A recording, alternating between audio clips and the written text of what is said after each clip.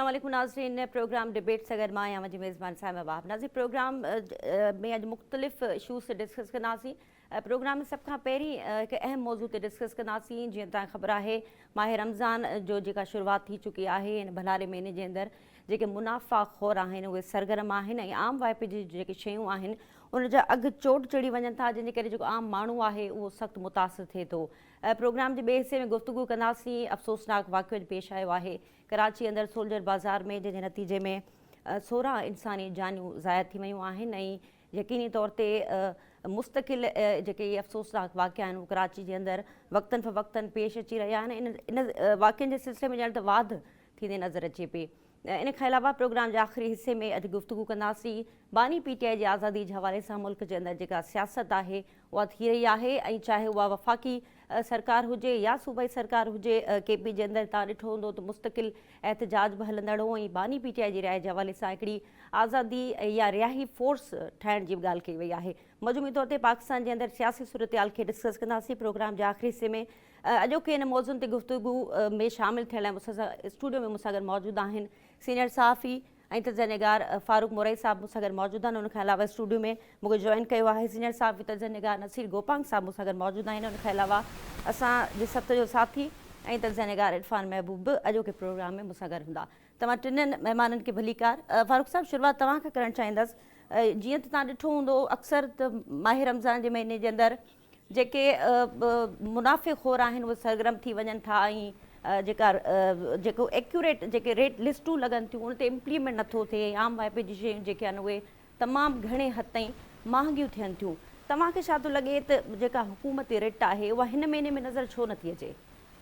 असल में ॻाल्हि इहा आहे त हर साल महांगाई जेको आहे रमज़ान में असां वटि ई थींदी आहे, लेकिन ॿियनि मुल्कनि में ईअं कोन्हे को। हिते जेको आहे सो रेट इन करे कान्हे, हुननि खे को ख़ौफ़ कोन्हे को। कमिश्नर कराची या तमामु जेको आहे इंतिज़ामिया आहे उहो सिर्फ़ु जेको आहे सो तस्वीरूं कढाए छापा हणाए सिर्फ़ु उनजी फ़ोटो सेशन थींदो आहे। उन खां पोइ का बि जेको आहे उन ते कार्रवाई कान थींदी आहे ऐं उन्हनि ते मामूली हिकिड़ो जुर्मानो लॻंदो आहे। इन करे केरु पुछण वारो केरु कोन्हे, हर कंहिंजी पंहिंजी मर्ज़ी आहे जंहिं हिसाब सां जेका शइ खपाए। लेकिन हिन भेरे हिकिड़ी अहम ॻाल्हि इहा थी आहे त रमज़ान मुबारक जी शुरूआति खां या 3 ॾींहं पहिरियां अचानक पेट्रोलियम मसनूआत में इज़ाफ़ो थी वियो आहे। तव्हांखे ख़बर आहे जॾहिं पेट्रोलियम मसनूआत में इज़ाफ़ो थींदो आहे त उन में इहो थींदो आहे त जेको आहे किराया वधी वेंदा आहिनि ऐं शयुनि जा अघ बि वधी वेंदा आहिनि। हींअर जेको आहे रमज़ान खां 3 ॾींहं पहिरियां किरायो जेको वधियो आहे या पेट्रोल वधियो आहे, इन में जेको आहे सो वधीक जेको असरु पियो आहे महांगाईअ ते। ऐं इन सिलसिले में सीनियर जेको आहे पंहिंजो वज़ीर आहे शाजिल इनाम मेमन, उन बि जेको आहे वफ़ाक़ी हुकूमत जे क़दम ते जेको आहे न सख़्तु जेको आहे न तशवीश जो इज़हार कयो आहे ऐं उन बि मुतालबो कयो आहे त पेट्रोलियम मसनूआत जी क़ीमतुनि में जेको पहिरियों वाध न आंदी वञे ऐं रमज़ान मुबारक में जेको मिडिल क्लास तबिको आहे उहो पिसजी थो वञे। इनखे जेको आहे इन में असांखे जेको आहे उन में तव्हां जेको आहे सो नज़रसानी करे जेको क़ीमतुनि ते। ठीकु आहे नसीर साहब, तव्हां छा चवणु चाहींदा? जीअं त तव्हां पाण विटनेस कयो हूंदो डेली बेसिस ते जेके इस्तेमालु जूं शयूं आहिनि उहे अचानक उनमें ईअं वाध थी वञे ऐं असां ॾिसूं था त इंतिज़ामिया बेवस नज़र अचे थी। जेके मुनाफ़े ख़ोर आहिनि उहे एतिरा त बासिर आहिनि जो उहे इंतिज़ामिया जी हुकूमत खे थुॾे था छॾीनि। त तव्हांखे इन जे पोयां छा सबबु लॻनि था? छा वाक़ई इंतिज़ामिया नथी चाहे त हिन महीने जे अंदरि जेको आम माण्हू आहे उहो उनखे को रिलीफ मिले? ॿ टे शयूं आहिनि। हिकिड़ो त इंतिज़ामिया जी ताही आहे ऐं इंतिज़ामिया न रुॻो इन मामले में असांखे नाकाम नज़र अचे थी, पर ओवरऑल ज़िंदगीअ जे जंहिं बि शोबे में ॾिसो त उन्हनि जी जेका कारकर्दगी आहे उहा पाण सभिनी जे साम्हूं आहे। जीअं मोराई साहिबु हिकिड़ो हिंट ॾिनो त ईअं ई थिए थो, दुनिया जा ॿिया मुल्क जेके हूंदा आहिनि उन्हनि जे जेके मज़हबी ॾिहाड़ा थियनि था, पोइ क्रिसमस हुजे या ॿिया ॾींहं, त उते 100% माना शयूं घटिजी वेंदियूं आहिनि। किथे 50%, किथे 70% बि ताईं। हाणे त ऑनलाइन जो दौरु आहे न, माण्हू शयूं घुराए थो त रेट ऑलरेडी शुरू खां वठी ईअं हूंदो आहे त उते घटिजी वेंदा आहिनि। असां जेके दावेदार आहियूं त भई असां वॾा दीनदार आहियूं ॿियो टियों, पर सॉरी टू से उहे ई जेके आहिनि उहे वधि खां वधि मुनाफ़ो कमाइनि था। उहे दीनदार हुजण जे जेके दावा आहिनि उहे हिकिड़े साइड ते, पर हिन महीने खे ॼण त हू मुनाफ़े जो महीनो करे हू इस्तेमालु कंदा आहिनि। ऐं हिकिड़ो इस्तिलाह आउं त अक्सर इस्तेमालु कंदो आहियां, करोना जे ॾींहंनि में हुनजी तमामु घणी असांखे उहो नज़र बि आयो त क्राइसिस में कारोबार कीअं कजे उहो केरु असां खां सिखे। हिकिड़ा माण्हू जेके ऑलरेडी उन ज़माने में मूंखे यादि न हो त मास्क न पियो मिले, उन ज़माने में सैनिटाइज़र जो वॾो इशू थी वियो, कफ़न जो वॾो इशू थी वियो, त हिकिड़े पासे क्राइसिस हुजे उन में कारोबार कीअं कजे, बजाए जो जेके माण्हू मुतासिर आहिनि, जेके परेशान आहिनि, दुनिया ईअं कंदी आहे त उहा सॼी दुनिया उन माण्हुनि जी मदद जे लाइ अॻियां ईंदी आहे, पर असां वटि ईअं ई थींदो आहे। हीउ हिकिड़ो मज़हबी महीनो आहे, सभई पाण इबादत कंदा आहियूं, रोज़ा रखंदा आहियूं, ऐं हिन महीने में ई जेके टीवी ते एड हलनि थियूं तव्हां ॾिसंदव त जेके ॿाहिरि मुल्कनि जूं मतिलबु ड्रिंक्स आहिनि उहे घटिजी वेंदियूं आहिनि, पर जेका असांजी पंहिंजी प्रोडक्ट आहे खजी उहा मथे हली वेंदी आहे। उन खां सवाइ जेके फ्रूट आहिनि तक़रीबन उहे पाण वटि ई थियनि पिया था, उन्हनि जा रेट तव्हांखे हफ़्तो अॻु जा बि तव्हां ॾिसी वठो, अॼु जा बि ॾिसी वठो। सो उन में ज़ाहिर आहे घुमी फिरी वरी ॻाल्हि इहा थी अचे जंहिंजी ज़िम्मेवारी आहे उहे असांखे नाकाम थींदे नज़र ईंदा आहिनि। दावाऊं तमामु घणियूं थींदियूं, हिकिड़ो जेको DC आहे उहो 3-4 करोड़ जी गाॾी में वेंदो, हिकिड़े गाॾे वटि वञी बीहंदो, कंहिंखे चंबा बि हणंदो, हुनखे दाबा बि ॾींदो, पर जेके मेन मार्केटूं आहिनि उते त केरु वञण लाइ तयारु बि कोन्हे। रेट लिस्टूं बि चेक थियनि थियूं त हिकिड़ो आम जेको गाॾे वारो आहे उहो छा कमाईंदो, मिसाल तौरु उनखे बि न कमाइणु खपे, पर मथे ज़ाहिर आहे उन्हनि जा बि पर सड़नि था। सो ओवरऑल सॼो मसइलो त घुमी फिरी मैनेजमेंट जो अचे थो, ऐं उहा हर साल पाण खे नाकाम थींदे नज़र ईंदी आहे। वरी जॾहिं हाणे रमज़ान जो आख़िरी हफ़्तो शुरू थींदो ऐं माण्हू मोकलुनि ते पंहिंजे इलाइक़नि में वञणु शुरू थींदा, त वरी इहा ई तव्हांखे ट्रांसपोर्टर्स खां मिलंदी त उहे भाड़ा वधी वेंदा।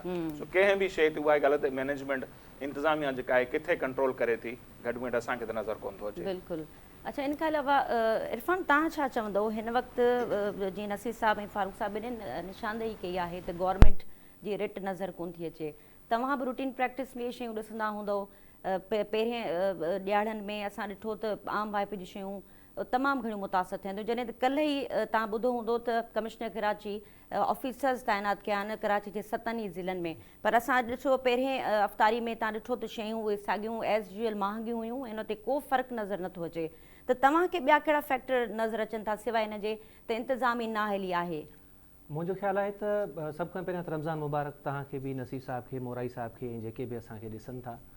बाक़ी रही ॻाल्हि रमज़ान में महांगाई जी या जेके शयूं तव्हां पॉइंट आउट कयूं, नसीर साहब कयूं, फारूक साहब कयूं, मुंहिंजो ख़्यालु आहे त महांगाई या हिन महीने में जिन ॾुखियाईनि खे या जिन मामलनि खे असीं मुंहुं ॾियूं था उहो रुॻो रमज़ान महीने जो इशू कोन्हे, बाक़ी जेके 11 महीना आहिनि उन्हनि में बि असांखे महांगाई नज़र अचे थी, उन में बि असां ॾिसूं था त इंतिज़ामिया सुती पई आहे ऐं इंतिज़ामिया जी जेका ज़िम्मेवारी आहे उहा पूरी थिए कान थी।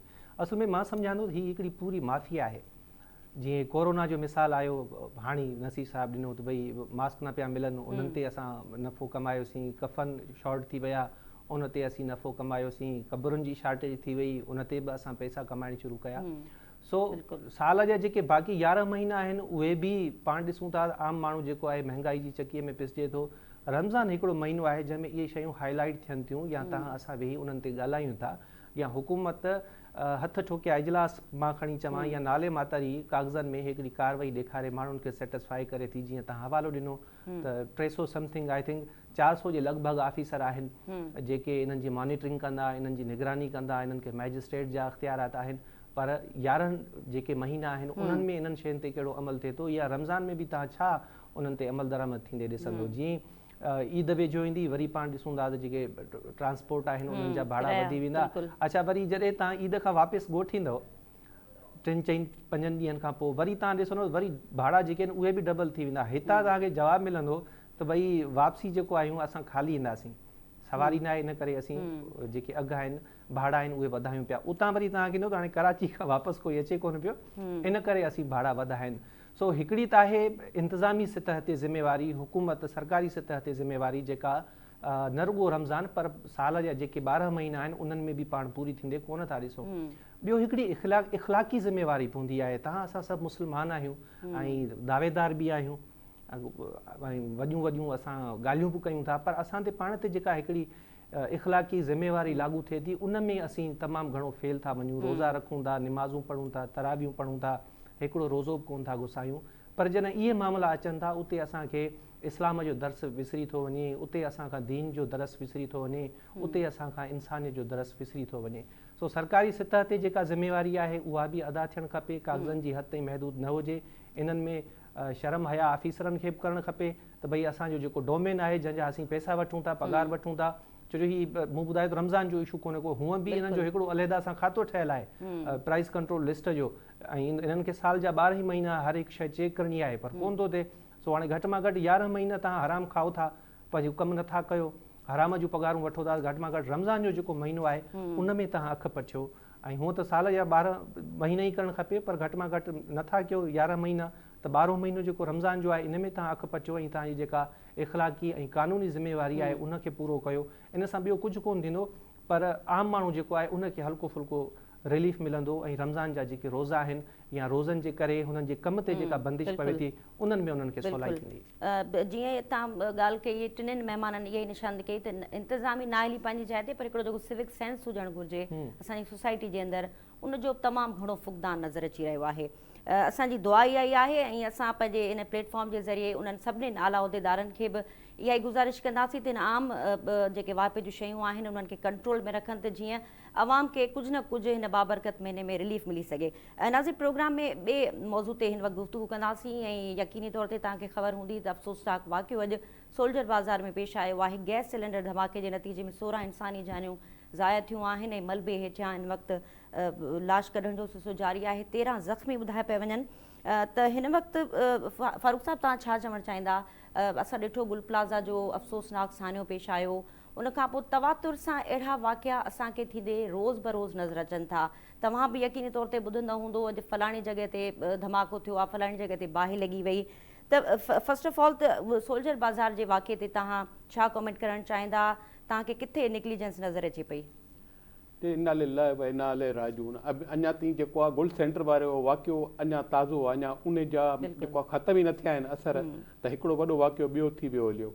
उन में जेको आहे सो इहो ॾिठो पियो वञे त इहे जेके माण्हू हुआ जेके फ़ौत थिया आहिनि, इहे वीचारा पहिरें रोज़े जे लाइ सुबुह जो सहरी करण जे लाइ उथिया हुआ। हुन छोकिरीअ माचिस ॿारियो आहे, घर में गैस हुई, पहिरीं इहो हो त भई गैस सिलेंडर हो, लेकिन इहो गैस सिलेंडर न हो बल्कि जेका गैस लाइन हुई जंहिंजे करे पूरे घर में जेको आहे उहा सॼो जेको आहे गैस हुजे उन तीली ॿारण सां उहो तमामु जेको आहे इहो उन धमाको थियो, जंहिंमें पूरी जेका उहा बिल्डिंग जेका आहे ज़मीन बोझ थी आहे। इन में हिकिड़ी ॿी ॻाल्हि इहा आहे त भई इहा जेका बिल्डिंग आहे जेको 1122 वारा रेस्क्यू वारा चवनि था त इहा जेका गैर क़ानूनी आहे 30 गज़नि ते 3 मंज़िला ठहियल हुई ग्राउंड फ्लोर समेत, त उन ऐं तमामु गलियूं अहिड़ियूं आहिनि जेको उन में हुननि खे वॾी प्रॉब्लम थी जेको अंदरि अमदादी सरगर्मियूं वग़ैरह करण में।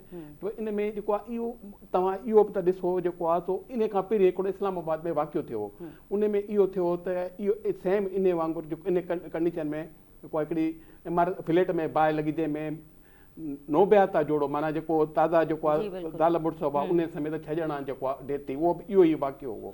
रेस्क्यू 1111 वारा इन वारनि जेको आहे फौरी कार्रवाई कई आहे, लेकिन उन में इब्तदाई तौर ते जेको आहे टोटल जेको आहे हिन महिल ताईं जॾहिं मलबो साफ़ कयो 16 माण्हुनि जी डेथ थी आहे, जेको हिकिड़ो वॾो हिकिड़ो अमल आहे। माना इन में जेको आहे इहा गैर क़ानूनी इमारत हुई ऐं इन में जेको आहे सो को बि इन जो SBC खां को बि कंहिं बि क़िस्म जो जेको आहे सो न वरितल हो जेको इजाज़तनामो इन जे ठहण जो। ठीकु।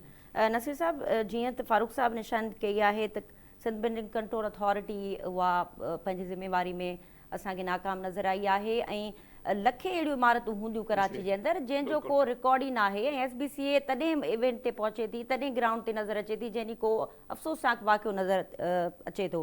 त तव्हां जे मुताबिक़ हिन क़िस्म जा वाक़िया छो वधंदा पिया वञनि ऐं हुकूमत तव्हांखे ओवरकम कंदे नज़र अचे थी इन्हनि वाक़ियनि ते? अच्छा, इन वाक़े में न रुगो सिंध बिल्डिंग कंट्रोल अथॉरिटी उहा त ज़िम्मेवार पहिरीं आहे ई आहे, पर ॿिया बि खोड़ इदारा आहिनि। भई असांखे अख़बारूं खणी हिकिड़ो रिकॉर्ड ॾिसो न त अक्सर इहे ख़बरूं नज़र ईंदियूं त गैस जी लीकेज जे करे का भित किरी पई, माण्हू दॿिजी विया, का बिल्डिंग किरी पई। कॾहिं इहो ॿुधो त सुई सदरन गैस जी जेका इंतिज़ामिया आहे उनखां को पुछाणो थियो हुजे त भई इहा लीकेज छो पई थिए, उन्हनि जे ख़िलाफ़ का कार्रवाई थी हुजे, कॾहिं कंहिं इलेक्ट्रिक जे करे शॉर्ट सर्किट थियो, बाहि लॻी हुजे त कॾहिं उनजे ज़िम्मेवारनि खे का हथकड़ी लॻी हुजे, का सज़ा आई हुजे, पोइ ईअं ॿिया जेके मुख़्तलिफ़ डिपार्टमेंट थियनि था। उन असां वटि हिकिड़ो सवलो तरीक़ो छा आहे, को बि वाक़ियो थी वञे आधा हिकिड़ो हादसो थी वियो, दुनिया ईअं कोन कंदी आहे। दुनिया में जेकॾहिं का पुल किरी पवे, को गाॾियुनि जो एक्सीडेंट थी पवे त उते बि पुछाणो थींदो भई एक्सीडेंट छो थियो, ग़लती कंहिंजी हुई आहे, पुल किरी त छो किरी, बिल्डिंग किरी त छो किरी। असां वटि हिकिड़ो सिंपल आहे, को रोड एक्सीडेंट थियो आहे जेका रब जी रज़ा। अरे बाबा, रब जी रज़ा कीअं आहे? रब जी रज़ा दुनिया जे ॿियनि मुल्कनि में कोन थो थिए। असां हाणे गैस लीकेज आहे इहो क्राइम आहे। हाणे उहो क्राइम या जेके हिते सिलेंडर माफ़िया जेका असां वटि आहे, मां ॾिठो त गुतियल आबादियुनि में सिलेंडर भरण जूं दुकानूं हूंदियूं आहिनि, दुनिया में किथे ईअं कोन थींदो आहे। त को ईअं हुजनि ऐं उते वरी कानून जी कहिड़ी पासदारी थींदी आहे के सर्टिफिकेट कोन हिकिड़ो सिलेंडर आहे उनजी हिकिड़ी उमिरि हूंदी आहे एसि ताईं उहे विच में त गाॾियुनि जा बि जाम मसइला थींदा हुआ ॾिठा हूंदो कॾहिं स्कूली वैन खे बाहि लॻी वेंदी छा हणी हणी वञी उहो ख़तमु थियो उहो बि ख़तमु को हुकूमत कोन करायो जॾहिं CNG जो बहिरान थियो माण्हू पाण ज़लीलो ख़्वार थियण लॻा त उन्हनि पंहिंजी CNG किट सेकेंड कढाए छॾियूं न त उहे हलंदा फिरंदा हिकिड़ा बम हूंदा हुआ जेके गाॾियुनि में पिया हूंदा जेकॾहिं सफ़र कंदासीं त हिकिड़ो साहु माना ॼण मुठ में हूंदो त भेण अलाए छा थींदो सो हाणे बि हिते ईअं आहे त भई जेकॾहिं हीउ थियो आहे त गैस लीकेज हुई त उन्हनि जे ज़िम्मेवारनि खां केरु पुछे थो पोइ सिंध बिल्डिंग कंट्रोल अथॉरिटी वारनि जो वाक़ई रोल आहे सिंध बिल्डिंग कंट्रोल अथॉरिटी आहे हिकिड़ो कमाई जो इदारो उनखे उगाड़ी कीअं करणी आहे बिल्डर्स खां असां घर ठारायूं ग़लती सां जेकॾहिं नक्शो पास कराइण उते वञो त सही तव्हांखे ख़बर पवंदी त उन्हनि जा रंग कहिड़ा आहिनि बाक़ी ईअं लखे करोड़े बिल्डिंगूं आहिनि जेके बग़ैर मंज़ूरी जे माण्हू ठाहियूं वेठा आहिनि हाणे 30 या 40 गज़ किथे 3-4 फ्लोर किथे आहे कोई पुछण वारो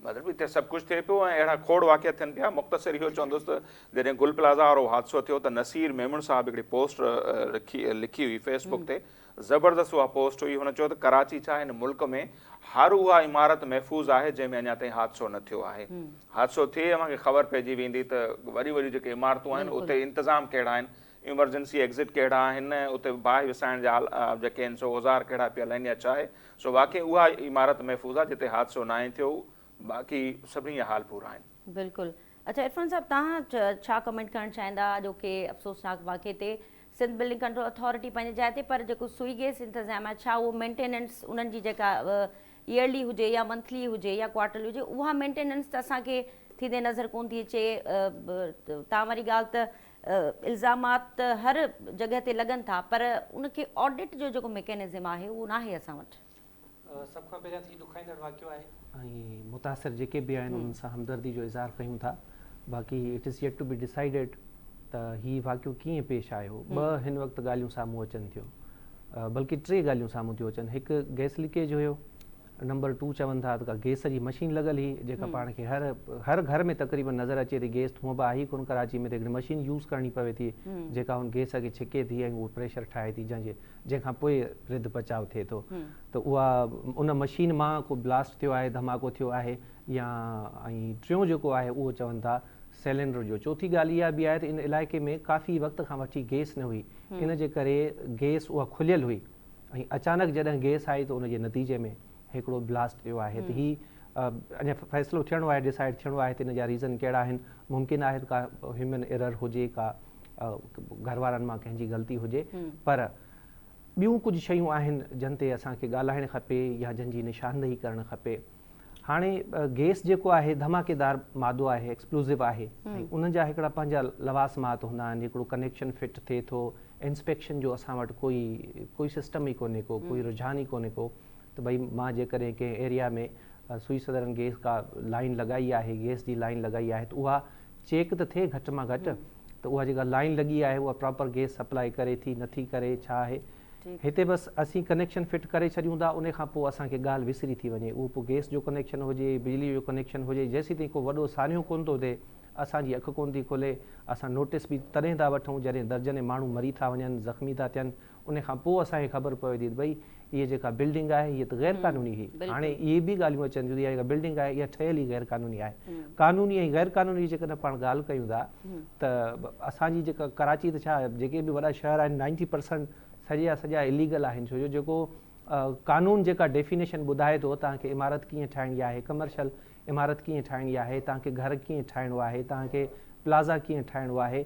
उन्हनि जा जेके डेफिनेशन आहिनि या जेके लवाज़मात आहिनि उन ते त असीं पूरा लहूं ई कोन था उन जे नतीजे में जॾहिं हादसा थियनि था त असीं असांजी पोथी खोले ॻोठनि में बि पाण ॾिसूं था साॻी सूरत हाल आहे जॾहिं ॿोॾूं अचनि थियूं त असांजा शहर ॿुॾनि था ॻोठ ॿुॾनि था थोरी बरसाति अचे थी असांजे लाइ मसइला क्रिएट थी वञनि था सो ऑलरेडी जेके शयूं फिक्स थियल आहिनि या जंहिंजो क़ानूनी तरीक़ेकार ॾिनल आहे इमारतूं ठहनि थियूं इलाइक़ा ठहनि था एरिया ठहनि था टाउन प्लानिंग थींदी आहे टाउन प्लानर हूंदा आहिनि पर असां वटि उनजो को रुझान आहे कोन या जेकॾहिं हूंदो बि शायदि कागज़नि जी हद ताईं सो जेसीं ताईं असां लीगली शयूं जेके असांखे डिफाइन थियल आहिनि या प्रिस्क्राइब थियल आहिनि त तव्हांखे हिन तरीक़े सां शयूं ठाहिणियूं आहिनि असां उन पासे न वेंदासीं ओसी ताईं असांजा इहे मामला मुस्तक़िल बुनियादुनि ते हल कोन थींदा। उन में न रुगो गवर्नमेंट ऐं उन्हनि जा इदारा मुलविस आहिनि, पर असां पाण बि मुलविस आहियूं। असांखे पाण खे काफ़ी हंधनि ते ख़बर हूंदी आहे हीअ जेको कमु थिए पियो उहो ग़लति आहे, पर पोइ बि असां उन में अख़बारा थींदा आहियूं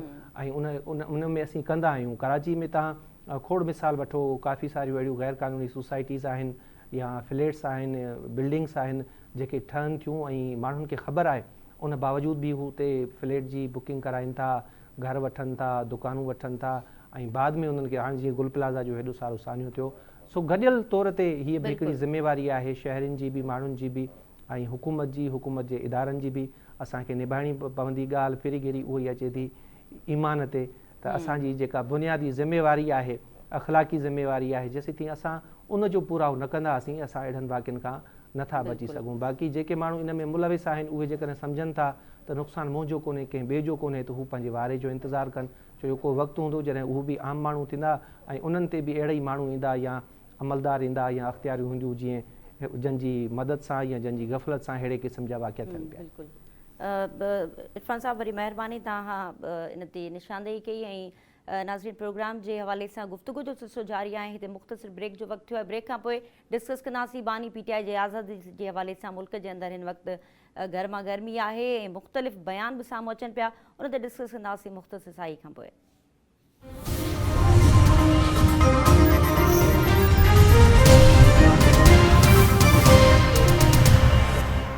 वेलकम बैक नाज़रीन, प्रोग्राम जे हिस्से में गुफ्तगू कंदासीं बानी PTI जी आज़ादी जे हवाले सां। जीअं त तव्हां ॾिठो हूंदो, अली अमीन गंडापुर साहब प्रेस कॉन्फ्रेंस कई ऐं उन में जेका उन निशानदेही कई आहे त मोहसिन नक़वी साहब जो वॾो रोल आहे बानी PTI जी आज़ादी जे हवाले सां। उनखां अलावा अलीमा ख़ान जे किरदार ते बि वॾा सवाल उथी रहिया आहिनि त हू जेके पार्टी जे अंदरि जा मामला आहिनि उन में मुदाख़लत करे रही आहे।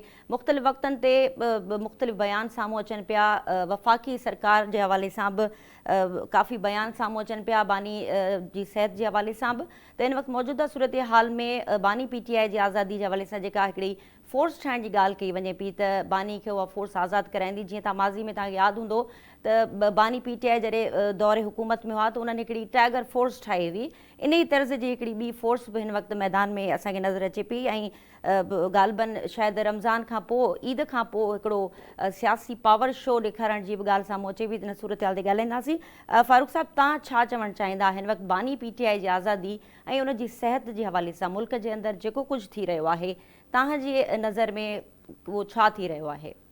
असल में PTI हिन वक़्तु जेको आहे बदनज़मीअ जो शिकार आहे। हर जेको आहे पार्टी जो रहनुमा पाण खे चेयरमैन सम्झणु लॻो आहे। इन करे हिननि जो पाण में वधीक इख़्तिलाफ़ जेको आहे वधियल आहे। त हर को पाण खे वॾो रहनुमा सम्झे थो ऐं उन खां अलावा पाण PTI जा कारकुन या हू नथा चाहिनि रहनुमा त इमरान ख़ान या जेको बानी PTI ॿाहिरि निकिरे पंहिंजो इन खां जेल खां। इन करे जेकॾहिं उहो ॿाहिरि निकितो त हुननि जी इहा सॼी जेका ख़तमु थी वेंदी, जेका इहा हले पई तहरीक, इहा ख़तमु थी वेंदी। बल्कि मोहसिन नक़वी पाण बि इहो बयानु ॾिनो आहे त बाबा जेको आहे सो मां कोशिशि कयां पियो थो ऐं लेकिन अलीमा ख़ान पाण नथी चाहे। उहो चए थी त जेकॾहिं असां सभु ॻाल्हियूं हुकूमत जूं मञंदासीं तहरीक ख़तमु थी वेंदी, पोइ इन जो असांखे को फ़ाइदो कोन्हे को। ठीकु आहे। नसीर साहब, जीअं तव्हां मुख़्तलिफ़ प्रोग्राम्स में ऐं टॉक शोज़ में तव्हां अक्सर बानी PTI जी आज़ादी ऐं PTI जे अंदरि ई ॿाहिरि जेका बि सियासत हले पई उनखे काफ़ी डीपली एनालिसिस कंदा रहिया आहियो। त तव्हांजो एनालिसिस छा हूंदो? बीइंग अ एनालिस्ट हिन वक़्तु तव्हां छा था सम्झो त बानी PTI जी आज़ादी हिन वक़्तु ताईं छो न थी सघी आहे ऐं सियासत जेका थी रही आहे बानी जी आज़ादी ते, उन में तव्हांखे छा थो लॻे त वाक़ई सियासत थी रही आहे या मामला वाक़ई गड़बड़ आहिनि? सिहत जे हवाले सां त पाण शुरू खां वठी ज़ाहिर आहे इहो चवंदासीं त सिहत हर माण्हू जी अहम आहे ऐं हू हिन मुल्क जो लीडर आहे, अॻूणो वज़ीर आज़म आहे। शुरू खां वठी असांजो इहो मौक़िफ़ रहियो आहे त भई सिहत जा मसइला जेके बि उनखे जेके बि इलाज जूं सहूलियतूं आहिनि उहे बिल्कुलु मिलणु खपनि। हाणे अचूं हिन ॻाल्हि ते छो आज़ादु न पियो थिए, जीअं त उन में हू पाण ई ज़िम्मेवार आहे ऐं उनजी पार्टी ज़िम्मेवार आहे। हींअर ते पाण ॾिसूं था जॾहिं खां उन्हनि जे ख़िलाफ़ अदम एतमाद जी रिथ आई या जॾहिं खां उहे गिरफ़्तार थिया आहिनि, जेकॾहिं पाण उहो ई पीरियड ॻणणु शुरू कयूं, तक़रीबन 3 साल थियण वारा आहिनि। इन विच में जेको अमल उन्हनि कयो आहे उहो अमल उन्हनि जे लाइ नुक़सान कंदड़ी साबित थियो आहे। पर तंहिंजे बावजूदि हू पंहिंजी अना चऊं होड़ चऊं उन तां लहण जे लाइ तयारु न आहिनि। ऐं हींअर बि जॾहिं वक़्तु आहे ॻाल्हियुनि जो त हीअ टास्क फोर्स जो ॻाल्हियूं पिया कनि या इहो बि चयो अथनि त हम तयारी करेंगे लड़ेंगे, जेके उनजा वर्ड आहिनि सोहेलाफ़ी। हाणे विढ़ण जी ॻाल्हि त भई विढ़ंदा कंहिं सां? रियासत सां विढ़ंदा, रियासत जे इदारनि सां विढ़ंदा। त 9 मई ते जेको कुझु थियो उन्हनि जे करे अञा ताईं जेको पार्टी भोगे पई तहरीक इंसाफ़ उहो पाण सभिनी जे साम्हूं आहे। सो बार बार जेका ॻाल्हि थिए पई त भई ॻाल्हियुनि जे तरफ़ अचणु खपे, का मफ़ाहिमत थियणु खपे, विच में मुख़्तलिफ़ माण्हुनि मशवरा ॾिना। हाणे महमूद ख़ान अचकज़ई खे उन्हनि ज़िम्मेवारी ॾिनी, अलामा नासिर अब्बास अॻियां आयो त हिकिड़ी उमेद पैदा थी त मे बि को डायलॉग जो रस्तो खुलंदो त वेड़ सां कॾहिं बि मसइला हल थिया आहिनि। भई फतह कंहिंखे कंदा, मुल्क जे इदारनि खे कंदा, पार्लियामेंट खे फतह कंदा, कंहिंखे फतह कंदा जेकॾहिं फोर्स ठाहींदा। माज़ी में कुझु मिसाल आहिनि ॿियनि पार्टियुनि जे तरफ़ां, पर ईअं कोन त असां विढ़ंदासीं। विढ़ंदव कंहिंसां? फोर्सिस सां विढ़ंदव, तव्हां कंहिंसां वफ़ाक़ी हुकूमत सां विढ़ंदव, अदालतुनि सां विढ़ंदव। रिलीफ मिलणो त हितां ई आहे, अदालतुनि खां मिलणो आहे। सज़ाऊं उन्हनि ॾिनियूं आहिनि, ख़तम बि उहे ई कंदियूं। ऐं पाकिस्तान जी तारीख़ आहे तॾहिं उहे सज़ाऊं ख़तम थींदियूं जॾहिं ज़ाहिर आहे मथीं लेवल ते तव्हांजा मामला सेट थींदा। त पाण वटि अहिड़नि मिसालनि जी हिकिड़ी तारीख़ भरी पई आहे। मोहतरमा बेनज़ीर भुट्टो जो 86 दौरान उन्हनि जी जेका वापसी थिए थी, उनखां पोइ उन्हनि जो इलेक्शन में हिसो वठणु, ग़ुलाम इसाक़ खान जहिड़े सदर सां गॾु मतिलबु उनखे सदर क़बूल करणु, इवन इहो बि हाणे तारीख़ में आहे त उन्हनि जी फरमाइश हुई त ज़िया जी फैमिली खे कुझु न चयो वेंदो, उन्हनि चयो कोन चवंदासीं, कुझु फलाणा वज़ीर असांजे कैबिनेट में खणंदो। 3 खां 4 वज़ीर इस्टेब्लिशमेंट जा उन ज़माने में आया। सियासत करणी हुई, एतिरे अरसे खां पार्टी ज़ाहिर आहे भुट्टे साहब जी शहादत खां वठी जेको भोगियो हो, MRD जी तहरीक, कारकुननि जेको कुझु भोगियो, त उन्हनि खे रिलीफ ॾियणो हो। मोहतरमा स्टेप खयों। उनखां पोइ मुख़्तलिफ़ वक़्तनि ते ईअं थींदो आयो। लास्ट जेको NRO थियो, मोहतरमा ते तमामु घणी तनक़ीद थी परवेज़ मुशर्रफ जे दौर में, पर उन NRO जे नतीजे में मोहतरमा जी वापसी थी, नवाज़ शरीफ़ साहब जी वापसी थी, हिकिड़े डिक्टेटर खे कीअं घर मोकिलियो वियो परवेज़ मुशर्रफ खे, हिकिड़ी इलेक्शन थी। त पॉलिटिकल पार्टियूं ईअं ई हूंदियूं आहिनि, उहे रस्ता कढंदियूं आहिनि। इवन ताज़ो मिसाल में आहे नवाज़ शरीफ़ साहब जो, जंहिं ते ख़ान साहब सां मनसूब बयानु आहे त मां नवाज़ शरीफ़ थियणु नथो चाहियां।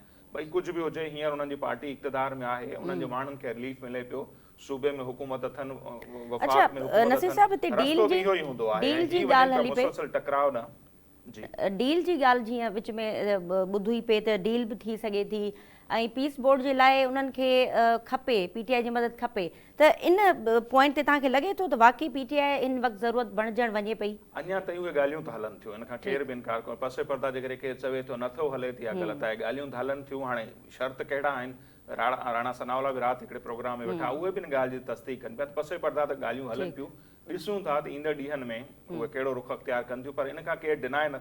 हाणे त गंडापुर साहब पाण मञे थो न त भई मोहसिन नक़वी जी तारीफ़ करे पियो न। त हाणे जेको सोहेल आफ़रीदी आहे, वरी सुभाणे अॻिते हली इहो बि मञींदो। ज़ाहिर आहे जेकॾहिं तव्हांखे हिन मुल्क में सियासत करणी आहे त ताक़तवर इदारनि सां गॾु वेहणो पवंदो, ॻाल्हियूं करणियूं पवंदियूं, ऐं हिननि पॉलिटिकल पार्टियुनि सां गॾु वेहणो पवंदो। जिन खे ई चवंदा त चोर लुटेरा डाकू न वेहंदासीं, ॿियो को वे आउट घटि में घटि नज़र त कोन थो अचे। ठीकु आहे। इरफान साहब, कहिड़े ग्राउंड ते PTI डील करे सघे थी?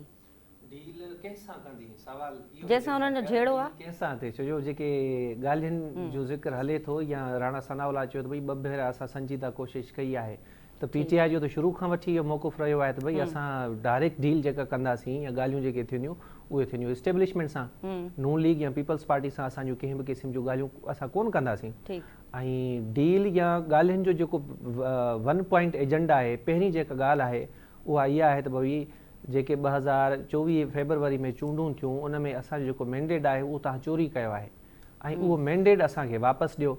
हाणे जेकॾहिं इस्टेब्लिशमेंट सां इन नुक़्ते ते ॻाल्हि ॿोल थिए थी, या इस्टेब्लिशमेंट या उहे धुरियूं जिन खे ताक़त आहे उहे PTI जे इन मुतालबे खे तस्लीम कनि, इन ॻाल्हि मञनि, ऐं उनखां पोइ सूरत हाल डील वारे पासे वञे, पोइ त माना हुकूमत ई हली वई। हाणे PTI खे मैंडेट वापसि ॾियण जो मतिलबु छा आहे? माना हिननि खे तव्हां कढो, असांखे तव्हां इक़्तिदार में आणियो। सो PTI जो पहिरें ॾींहं खां वठी इहो मौक़ुफ़ रहियो आहे त असां डायरेक्ट डील कंदासीं इस्टेब्लिशमेंट सां, हुकूमत सां असां कंहिं बि क़िस्म जूं ॻाल्हियूं कोन कंदासीं। हाणे यको माठार लॻी पई, गंडापुर साहब ई आख़िरी लॉन्ग मार्च कया, एहतजाज कया, उनखां पोइ अहिड़े क़िस्म जी काई एक्टिविटी थी कोन्हे का। सोहेल अफरीदी साहब आयो, ऐं उन जे लाइ जेको आम हिकिड़ो तासुर पैदा कयो वियो त भई इन में कंहिं बि क़िस्म जी फ्लैक्सिबिलिटी न आहे, लचक न आहे। गंडापुर साहब इस्टेब्लिशमेंट सां मिले पियो, या उन्हनि सां ॻाल्हियूं करे पियो, या PTI बानी जेको उनखे हिदायतूं ॾिए पियो, 100% उन ते अमल न पियो थिए। बक़ौल PTI जे ई कुझु अॻुवाणनि जे त जेके बि लॉन्ग मार्च या जेके तहरीकूं हलनि पियूं उन्हनि खे नुक़सानु गंडापुर साहब पाण ई ॾिनो। वरी गंडापुर जे उहो वरी कुझु ॿियनि माण्हुनि जा नाला खणे थो, ख़ैर इख़्तिलाफ़ पंहिंजी जाइ ते। सो हाणे आफ़रीदी साहब जॾहिं खां आयो आहे, इन सां त बानी जी का मुलाक़ात ई न थी आहे, न वरी बानी सां मुलाक़ात करणु ॾियनि था। इट मीन्स त का गड़बड़ ज़रूरु आहे, ऐं हुकूमत खे बि कंहिं न कंहिं क़िस्म जो ख़ौफ़ ज़रूरु आहे। हिकिड़ी ॻाल्हि जेका तमामु घणी अहम आहे उहा चवणु चाहींदुसि त असांजूं सियासी जमायतूं जेके आहिनि उहा पीपल्स पार्टी हुजे PTI हुजे नून लीग हुजे कहिड़ी बि हुजे उन्हनि खे बेसिकली गॾिजी करे जमहूरियत खे मज़बूत करणु खपे पर असां ॾिसूं था त जेके फ़ैसिला असांजे जमहूरी हुकूमतुनि में थी रहिया आहिनि ऐं हिन दौर जी ॻाल्हि कोन पियो कयां भले तव्हां प्रीवियस दौर बि काउंट कयो जेके बि फ़ैसिला थियनि था उहे जमहूरियत खे कमज़ोर करण जे लाइ कया वञनि था ऐं इन्हनि फ़ैसिलनि जे नतीजे में ई अॼु पाण ॾिसूं था त पाकिस्तान तहरीक इंसाफ़ हिकिड़ी चकीअ में पिसजे पई कॾहिं नून लीग पई पिसजंदी कॾहिं पीपल्स पार्टी पई पिसजंदी सो इनफ़रादी तौर खां हटी करे जीअं PTI चए थी त मैंडेट वापसि कयो वञे या 2018 में जेके अपोज़िशन ॻाल्हियूं करणु चाहे पई PTI सां या इस्टेब्लिशमेंट सां ज़ाती मफ़ादनि खां हटी करे जेकॾहिं असीं पाकिस्तान जो सोचूं जेकॾहिं असां पाकिस्तान जे मफ़ादनि जो सोचूं न रुगो सियासी जमायतूं पर असांजा जेके बि इदारा आहिनि गॾिजी सजी वेही करे जेके बि स्टेक होल्डर्स आहिनि जेके न पाकिस्तान जे मफ़ाद में सोचनि ऐं पाकिस्तान जे मफ़ाद में फ़ैसिला कनि त पोइ मुंहिंजो ख़्यालु आहे त हे नंढिड़ियूं नंढिड़ियूं जेके ॻाल्हियूं आहिनि त भई फलाणे सां मुलाक़ात न आहे करणु ॾियणी फलाणे खे जेल मां AC लाहिणी आहे फलाणे जी अखि ख़राबु आहे त उनखे डॉक्टर ॾे न आहे इहे जेके बि नंढियूं शयूं थियनि थियूं इहे कोन थियूं छो जो कहिड़े बि लीडर जो कहिड़ी बि सियासी पार्टी सां तालुक़ु छो न हुजे या कहिड़ी बि ताक़तवर धुर छो न हुजे मां सम्झां थो त बुनियादी तौर ते उन्हनि जो जेको नुक़्ते नज़र आहे मोटिव आहे या जेको मक़सदु आहे उहो पाकिस्तान खे मज़बूत करणु आहे पाकिस्तान खे दुनिया जे नक्शे ते हिकिड़ो मुस्तहकम मुल्क करे उभारणु आहे सो गॾिजी सजी जेकॾहिं पाण में वेहंदा ऐं पाकिस्तान जे मफ़ाद में सोचींदा पाकिस्तान जे मफ़ाद में फ़ैसिला कंदा त इहो पाकिस्तान जे लाइ बहितर हूंदो बुनियादी नुक़्ते नज़र इहो आहे त सभिनीनि सियासी पार्टियुनि खे जमहूरियत जे फ़रोग़ लाइ किरदारु अदा करणु घुरिजे ऐं अवामी जेके हक़ आहिनि उन्हनि खे मद्देनज़र रखी जेके पार्लियामेंट जे कम लाइ वजूद में आई उहो कमु करणु घुरिजे ऐं आम इंसान जी ज़िंदगी खे आसान बणाइण लाइ उन्हनि खे किरदारु अदा करणु घुरिजे नाज़रीन प्रोग्राम तव्हां ॾिठो टिनिनि महिमाननि जो शुक्रिया अदा कंदसि तव्हां पंहिंजो वक़्तु ॾिनो ऐं इन अहम मौज़ू ते पंहिंजो तजियो ॾिनो नाज़रीन डिबेट में फ़िलहालु एतिरो ई ॾींदा इजाज़त अल्लाह हाफ़िज़